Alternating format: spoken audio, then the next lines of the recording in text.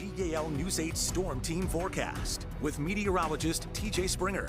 Still watching some heavy rain working through the Susquehanna Valley. The Storm Team Live radar network showing that really across York, Lancaster, up into Lebanon and some of eastern Dauphin County. But the remnants of Debbie certainly working away quickly, which is some good news that'll lead to a lot of our big threats that we've seen this morning coming to an end. But we're not quite out of the woods just yet, but we can see some clearing out to the west. As we zoom out, here's the big picture, and you can still see some flash flood warnings ongoing across some of upstate Pennsylvania up into New York, and that's where we also have a tornado warning right now as Debbie's remnants lift up into the northeast and eventually toward the Canadian Maritimes through the remainder of our Friday. Thankfully, dry air works in behind it, and that'll lead to a nicer weekend. We'll talk about that in a moment. Here's our live glance in the Red Rose City. We're peeking off to the north and east. It's gloomy, it's gray, and we have seen some heavy rain over the last couple hours. We were kind of the last areas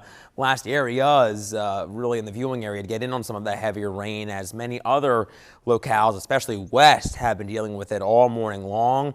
Duncan and Perry County, over 5.5 inches of rain. Most of us picked up in that 2 to 4 inch range, which is what we were thinking, but we did have some isolated higher amounts. Blue Ridge Summit in Franklin County, about a 4 1/3 inches for you, just under 1.5 inches in Columbia, Lancaster County. Thankfully, no flash flood warnings ongoing, but we have flood warnings for the flood-prone areas, the low-lying areas across the valley here in the green-shaded communities, and thanks to the heavy rain, we also have some river flood warnings. We have the Yellow Breeches Creek near Camp Hill, and that's expected to crest this evening. That flood warning in effect until Sunday morning.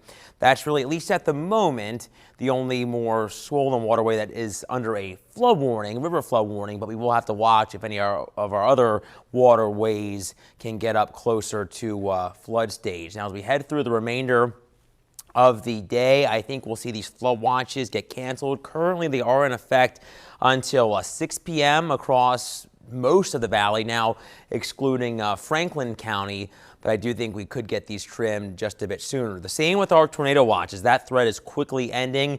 That spin in the atmosphere quickly moving off to the north and east, along with the center of circulation with the remnants of Debbie, but it's still something we'll have to monitor. We've seen it already get canceled for some of our Maryland counties that were just south of us here at home. Dew point wise, look at the numbers. It feels tropical out there, low to middle 70s. One of the reasons why the rain has been so heavy, a ton of moisture in the atmosphere, and that's why we've been dealing with that flooding potential. It's still an alert day with highs topping out in the low to mid 80s. The heavy rain tapers through the rest of our day. Still watching for some potential flooding out there.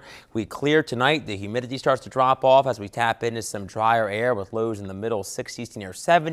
Tomorrow, a beautiful day. It won't be as humid. Great to get outdoors with that northwesterly wind around 5 to 15. As we progress through the rest of our day, we are expecting just a few showers this afternoon. Still possible, but the flooding threat starts to come to an end, although we're dealing with it now. Still could see maybe a ½ inch of additional rain, but there still could be ponding on the roadways with that rain, maybe some down trees. Still windy out there, and we still could see some potential power outages. Now, our News 8 Storm Team 10-day forecast does show temperatures back into the lower 80s to end the weekend. Overall, quieter week ahead after such an active end to this work week.